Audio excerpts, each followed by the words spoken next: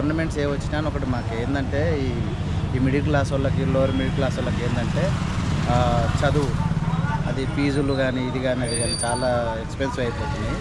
దాని మీద కొంచెం గవర్నమెంట్ ఇచ్చేయాలి. ఏ వచ్చినా ఇప్పుడు మాకు మెయిన్ ఏం కావాలంటే చదువులు ఒకటి, హాస్పిటల్స్, ఈ రెండు తీసుకురాగలిగితే ఏదైనా సక్సెస్.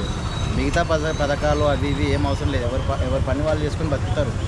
ఆ మిగతా ఏం అవసరం లేదు. ఈ రెండు కానీ ఇవ్వగలిగితే బెటర్. ఇంకా ఏదైనా ఉండదు. కానీ ఇక కొంచెం టీఆర్ఎస్ బెటరే మీద.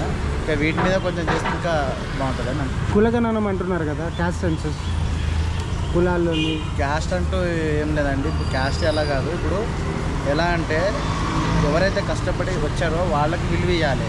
క్యాస్ట్తో అంటే ఇప్పుడు ఓసీలో కూడా ఏం లేని వాళ్ళు ఉన్నారు. ఇప్పుడు ఎస్టీలో ఉన్న వాళ్ళు ఉన్నారు.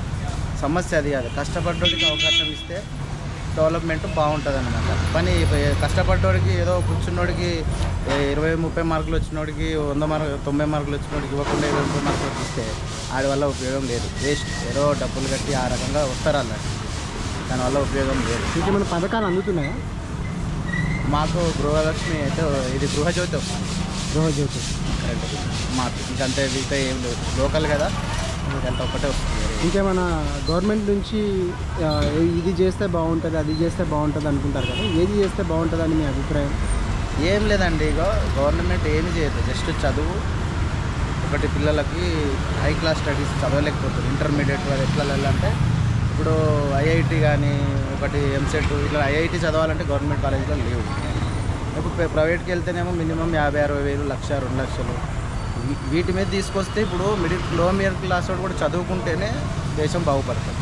మెయిన్ చదువుతోనే మారుతుంది. అంతే కదా. ఇప్పుడు ఏదో ఆ పథకాలు ఈ పథకాలు ఇస్తే తింటున్నారు, ఇంట్లో కూర్చుంటున్నారు. దానివల్ల లాభం లేదు కదా.